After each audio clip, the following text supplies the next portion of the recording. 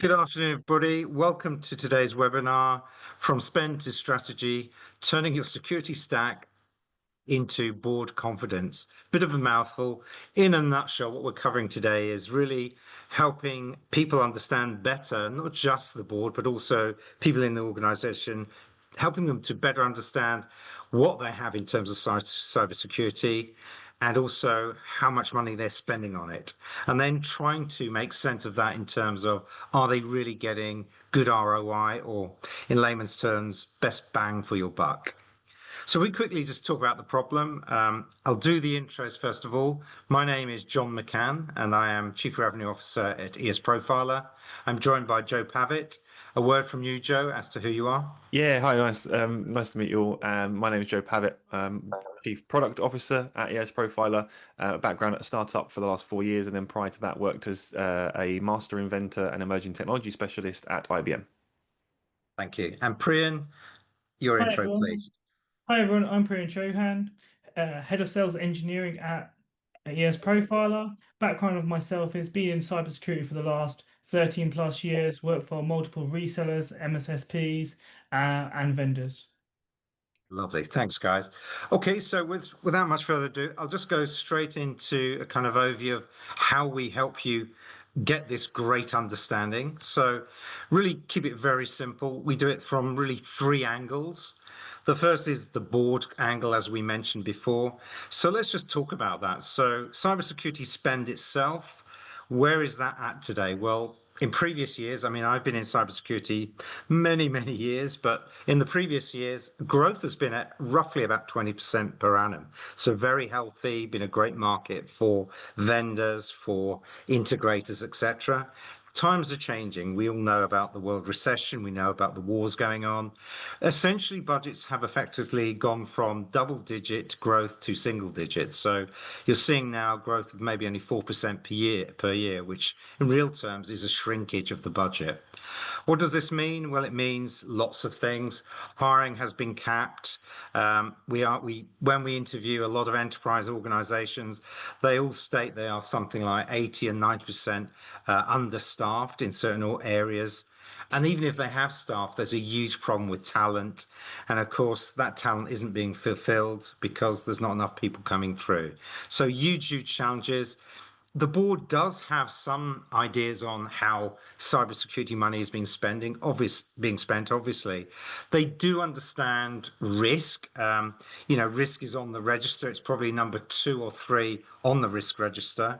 There are ways to measure risk. So again, I don't want to throw loads of acronym, but FAIR is probably the most standardized methodology we've seen in this space.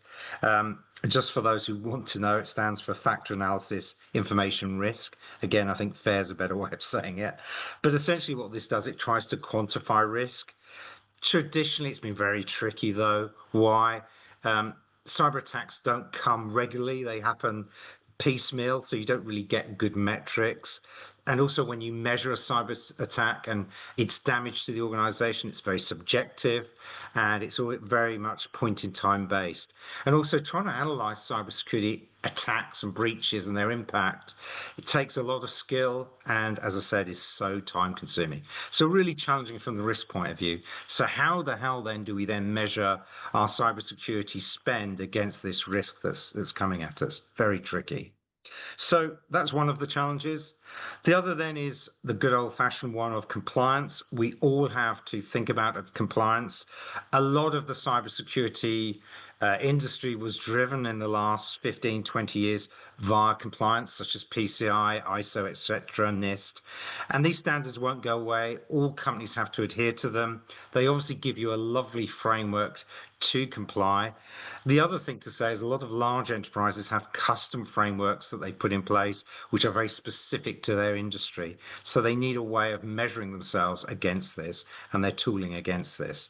And then, of course, we have I guess maybe a swear word at the moment, the swear word of AI. AI is obviously now in everything we see, do, everyday discussion, to be fair. And there are emerging standards, framework standards for AI. So the 42,001. I always get the acronym wrong, but 42001 is one of the ISO standards in this space that's trying to make sense of how you're using AI within your platforms and your security tooling. So these are some of the challenges. And then the last one is really the capabilities of the tools themselves. What has happened in the security industry? Tools have what I would call scope creep. Most vendors that will be in a portfolio will have morphed from being a single point vendor over time to having many offerings, many modules. Those companies will have acquired companies. And so that becomes almost a nightmare to keep track of the functionality. And I feel sorry for any procurement people or indeed any security architect being able to track the changes, the emergence of new features in these products is a it's a full-time job effectively. To give you an example, someone like Palo Alto, who I've kind of grown up with, they, over the last, I don't know, 10 years, have had something like 30 acquisitions, I think 5 alone this year.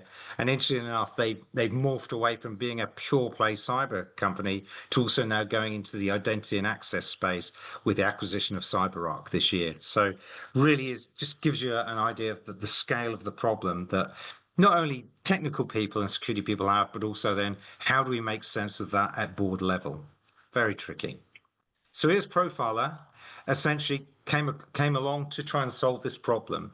So I will just give a quick overview of what ESProfiler is and what we're trying to achieve, and then hand over to Joe and Priyan to give you the sort of technical overview or demo. So ESProfiler is essentially 5 modules. The first, the market layer. What it basically does, it catalogs the cybersecurity marketplace. And we actually catalog many other products and platforms outside of cybersecurity. And then we actually then go specifically into detailing the technical capabilities of some 14,000 cybersecurity vendors and products within. So a big job. Into not just cataloging though here, we're also, as we said before, we're cataloging and then keeping up to date these catalogs, very important because they are ever changing. And of course, as dev cycles get quicker and quicker, again with the ongoing AI that we have, we're seeing new upgrades and releases every year much more frequently. So very important. So that capability matrix is great, or that exchange, if you like, is great, that directory. We then use that to feed into what we call the capability layer. So the capability layer uses that stack to then also map it to frameworks. So we mentioned the ISO, the NIST frameworks. So what we now do is we allow you the ability to see from the security tooling that perhaps you have in your organization, how well it is mapped to a particular framework infrastructure. And again, if you have a custom framework, we can map to that. So showing you where you have, gaps in that framework, where you maybe need to increase tooling, etc. All done with this capability. And then we move on to the commercial layer. Quite uniquely, ESProfiler isn't just a techie product. We do the grunt work of actually understanding all of your licensing it challenges and problems within your organization. Lots of large enterprises have lots of licenses that are distributed.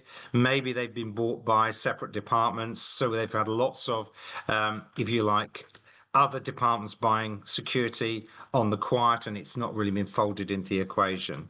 The other thing is companies are acquiring all the time. As you acquire a new company, you have new licensing, overlap licensing. We pull all of this data and give you a picture of what the actual security spend is throughout the whole organization.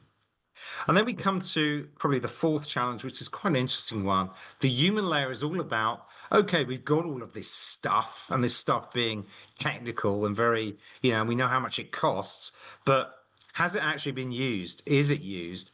Is it being implemented in every part of the organization? We've got this module with, 5 different widgets in it. Maybe only 4 widgets are being used.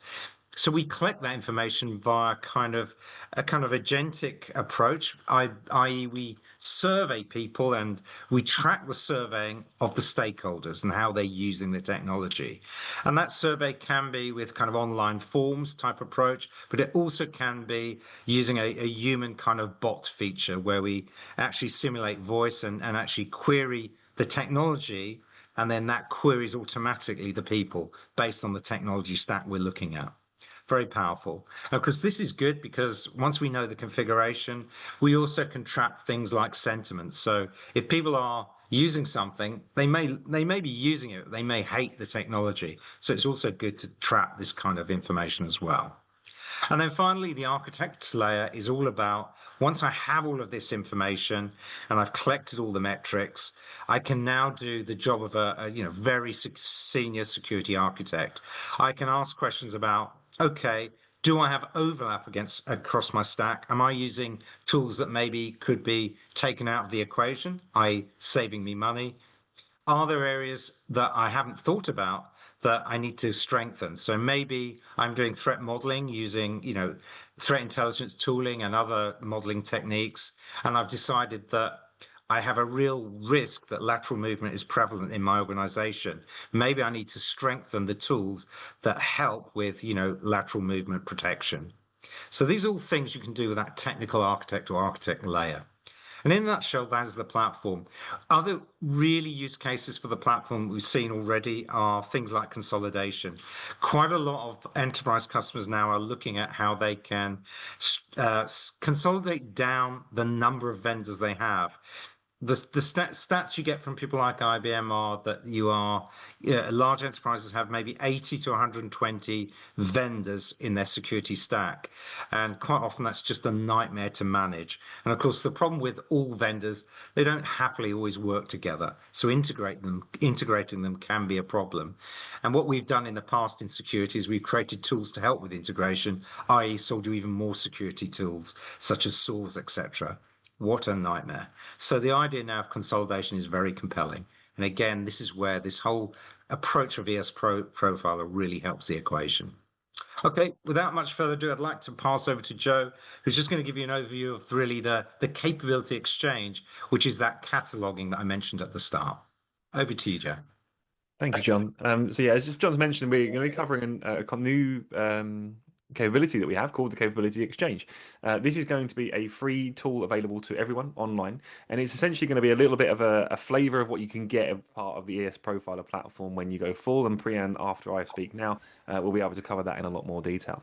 So if I get my screen sharing. What you can see on here is the landing page for the Capability Exchange. And the main concept here is taking that market layer and the capability layer and making it available to everyone.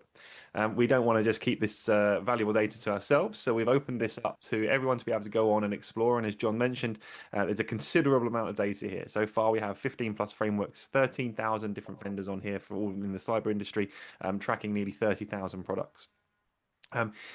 As part of the capability exchange, we also have the ability for you to be able to go and search particular vendors, search particular products if there's particular things that you are looking for. So you can jump on here and say, for example, I want vendors with SIEM and Uber capabilities. I can jump on there and get my research results and go forward through to a particular vendor. If you want to go for more advanced searching, you can click in the top right-hand corner, click on vendors or click on products, and we get access to a bunch of metadata that allows you to filter out particular products or vendors that you are caring about. I can go on to Palo Alto, for example, here, and actually then see the full suite of products that we also have available on here that is then linked to Palo Alto. And there's a lot of rich information that we get. In addition to this, we can see all of the acquisitions that Palo Alto have recently made. We can get estimated the number of employees that currently Palo Alto and the number of followers they have on social media, for example. We utilize this data plus a load of other data alongside that in terms of market prominence, to be able to then measure what we call growth and heat. Now, growth and heat can also be tracked on here in terms of how they change over time. And this is a really good way of us being able to monitor up and coming vendors, up and coming products that you guys might need to be aware of as you look through the market yourself, right? This is, like I say, an ever-growing market. There are new vendors that are available every single week. For you guys to keep a track of that is going to be really, really tricky. So this last tab that we actually have up here is the market tab. this gives you, this is the current month, right? This is giving you an insight into actually these are some up and coming vendors that you might want to take a look at. So we can go and look at this company in here, go and see who they are, what it is that they do, what product offerings they've got, and then when you look at a particular product, we can also see the capabilities that that product is then offering me. So we've got this whole capability exchange, which allows you, like I say, to be able to go and look at vendors, look at products, but importantly, there's this feature of kind of an ESProfiler Lite, giving you a preview of what it's really like to get a full ESProfiler, which Priyan will show you shortly. So in advance, I've actually added products to my stack, right? So my security stack currently has 10 products in it. On Capability Exchange, there is a limit of 10 products, right? Once you've got those in, that's the most you can do. On ESProfiler is a full product. Put in as many as you like, right? Most of our customers are operating in the hundreds here, rather than just the 10 that you'd get for as a preview. We can then go on to our frameworks view, where we have a collection of frameworks that we have curated, and this is growing every week as well as we've added more support in. So for example, I'm actually going to start over on, let's go on to NIST AI because it's one of the relatively new ones. We can go in here and we can see all of the different nodes of that particular framework. So I can click on manage. I can see manage's description as a node. What are the requirements that I need to have to hit to get coverage on that particular node? And then all of the elements beneath that and all of the different nodes that, again, scroll down. You can get full rich detail as if you are going to go and do this manually, what does that look like? What requirements do you need to be able to have that coverage? Now, in advance of this, actually, one of the reasons ESProfiler exists as a platform, right, is that our CEO Lewis, in his previous life, was running reports and working with companies as a consultant for months and months and months, curating all of the information that he had from his security portfolio for these particular customers and building a picture of what that looks like when mapped to a particular framework. Now, that would take generally 4 months worth of work. What you can now then do in 4 months, you can now do in about 30 minutes on both the Capability Exchange and on ESProfiler. We've drastically accelerated the time here. So just to quickly show you what this looks like for MITRE ATT&CK, for example, we can go through and look at how the security stack that I have mapped previously here looks like when mapped against enterprise attack. And not only do we see where our gaps are, so for particularly I've got reconnaissance is a particularly weak area based on the stack that I've defined so far, we can also get in justification for every single one of these. So for example, I can click on any of the little nodes here, I get a full justification as to why that particular product gives me coverage in terms of that mapping on that node. At a top level, we also get a full report here in terms of the overall coverage that's given to me, where that coverage is on the particular nodes, how many products I've had mapped, which is 10 at most at the moment, and what gaps I have within my security stack, and then also then the coverage and the distribution. As John mentioned, we're starting to see this pattern now of vendor consolidation. Well, this gives you a very clear picture of the 10 products that you put into your stack in this instance. How is that distributed, that coverage distributed right now? Are you overly dependent on one particular vendor? Or is that intentional? It's obviously entirely up to you, depending on what your strategy is. But this starts giving you that insight.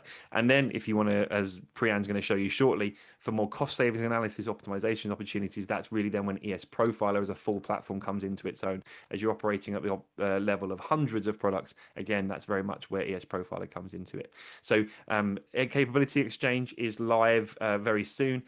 Keep an eye on the ESProfiler socials for the formal announcement, but it will give you, say, an opportunity to go in here. You can map up to against 3 different frameworks, up to 10 different products, and it will start giving you an idea of areas where you have got your gaps, where you've got overlap opportunities, and then you can reach out to ESProfiler for further opportunities afterwards.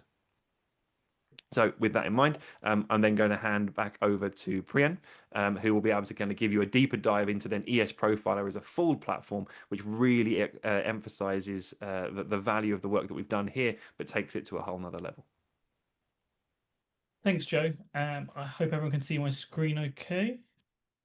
So, as Joe mentioned, we've got the Capability Exchange, which allows you to look at products free of charge, understand where they fit in the market. But as John also mentioned, most organizations have 80 plus different vendors they work with. This is a sort of demo environment where we can see exactly how that can help and how that would fit into an organization from a day-to-day basis.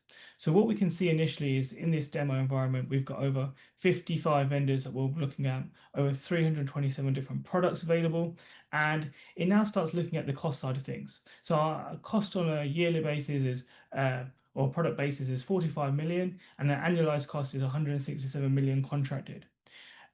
That's just a subset of products that we're looking at for this specific environment. What we can then go ahead and see from this is a decision window and how that can affect us. What this is giving organizations is to say is where the money has been spent, and if they're looking to replace or consolidate platforms or look at where they can actually improve their coverage, we can actually go ahead and see that. So here, for example, we've got open text and we've got multiple products with this specific vendor. What we can see here is we should start actually looking at the market again. So we should start investigating what other tools can look at this and what other things we can do if we are getting the best of technology stack, or if we should look at consolidating with other technologies. So what it's saying here is in the next couple of days, we should start investigating this. Followed by that, we should then start looking at how we're going to roll this out, and basically making sure that we're not panic replacing products or panic renewing products without actually having any backing of understanding of what is the correct technology for that side of things. Further down than that, we've actually also got the ability to then align where our coverage is from a framework perspective. And we'll go into this in more detail as well shortly. But what we can see as an overview perspective, we can see that from a MITRE ATT&CK perspective, oh, just being timed out. Second. From a MITRE ATT&CK perspective, we can see exactly what our coverage is and where we can improve if we need to improve, but we can also add in our own sort of taxonomy frameworks in here as well. And again, we'll go into this in more detail shortly. Moving on from there, we can actually see all the vendors that we're working with. So what we can see in here is all the different vendors, what our total spend is with each of these, and if we want to drill down further into this, we can see exactly what capabilities each tool has. And just to get a bit of an example, and Joe already sort of alluded to this, is how is the ES profile being put together? So from a company perspective, we're scraping over 400,000 companies. We're pulling in 13,000 plus vendors, and this is regularly being scanned, curated, and investigated by our team. So yes, we are scraping content off the internet, but we've also got real life cybersecurity consultants investigating this data set and basically providing capabilities to you guys. Moving on from there, we can then go ahead and start looking at this from a product standpoint. So now we can go ahead and see what products we've got from a vendor's perspective, but what the actual specific product is, what the user sentiment is, how much each product is valued at, and are we making full utilization of each product? And this is where it's very important to make sure from a user standpoint or a cybersecurity standpoint, getting the best out of your product. If I then go into a product from a standpoint, we can actually summarize this. We can see what the product is doing, what the business justification is, and we can see our contract information as well. So yes, we're in contract. When does this expire? What's our annual cost? And we can see that information there. We can also then align it to a framework again, based upon our environment and based upon our deployment. And then alongside that, we can also see features, use cases, and we can also add comments around this as well if we wanted to. Moving on from there, if I go back over to our overview product standpoint, we can then go ahead and say, we would like to look at this from a framework. So what we can actually go ahead and do is actually map it to a framework. Out of the box, we have multiple different frameworks available to utilize for you guys, and these are being added on a regular basis. So as you can see, our last updated one, ISO 42001, was actually added 22 days ago, and these are getting regularly populated. There's also other things around there around ISO compliance methods, and again, you can build your own out there as well. If I go back again and show you a specific compliance framework that we've used, so MITRE ATT&CK, we can see exactly what our coverage is and how it's fitted together here. So you can see all the different areas, so we can, from a view perspective, On the left-hand side, we can see the enterprise attack capabilities. And if we take one of these as an example here, we can actually click into these. We can go ahead and then say, let's take deploy container. And we can click on this and we can see exactly what the breakdown is. So from this side of things, we can see the coverage. We can see the capability distribution side of things of how we're being covered. And then we can also see all the tools associated with this as well. So we can have that breakdown there as well.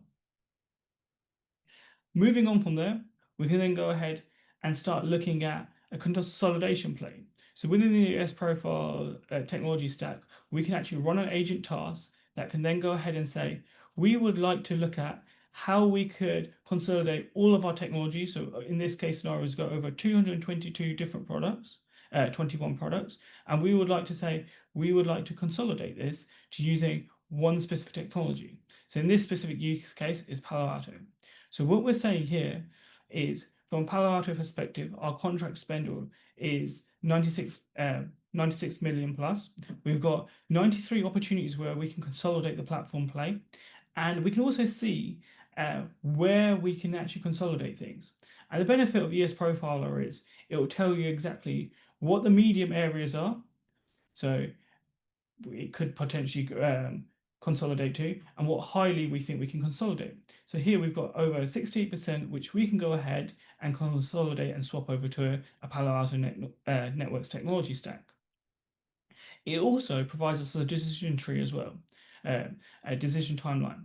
And what this is giving you the ability to do is say when the swap out should be looked at. So going back to earlier where we had that decision timeline, we can actually go ahead and say, for example, Tenable OT. We could potentially start looking at it as a swap out from the 1st of August because that's going out of contract, and that's our decision window from that side of things. Moving on from there, we can then actually go ahead and see the different areas. So what we can actually go ahead and do, and if I just reorder this by decision date, we can see here, for example, if I go to page 3, we can see here the decision for these are actually expired, but some of these are coming soon. So for example, here we've got Cortex XIM SIM, which we could actually use as a replacement for OpenText EDR, and we have the ability to start investigating this. Again, we can click into this, and what we can see here, for example, is the total expenditure that we're spending, the key takeaways of why we think that we can do this. We then get overview of exactly of what the differences are, and then further down we actually get a matrix here, basically sharing the different attributes from that side of things as well. Going on from there, we can then go ahead and say, we can then look at our tribal knowledge. So this is actually a really new feature that we've added into our platform. What this is giving us the ability to do is taking all our technology stacks that we've already looked at, and off the back of that, what we can actually start doing is understanding how the business is using them. So for example, in this case, I've taken Tenable as an example. Again, very new feature. And what we're actually doing is building out a story with a directive that we've been provided. And what that will do is give you the ability to say, is Tenable being fully utilized? And is it the best technology for us currently covering our use cases? And here we can basically build out a transcript. So as part of this, we've got AI technologies built into this. And what it will start to do is ask questions around what are you using Tenable for? What is your main focus for it? Have you thought about using other technologies here? Have you thought about how you could improve your Tenable scanning, and so on? And this is basically having a conversation with you in real life and then building that out with you as well. And that's basically everything I want to show you today. Thank you again. Thank you, everybody, for your time. Speak soon.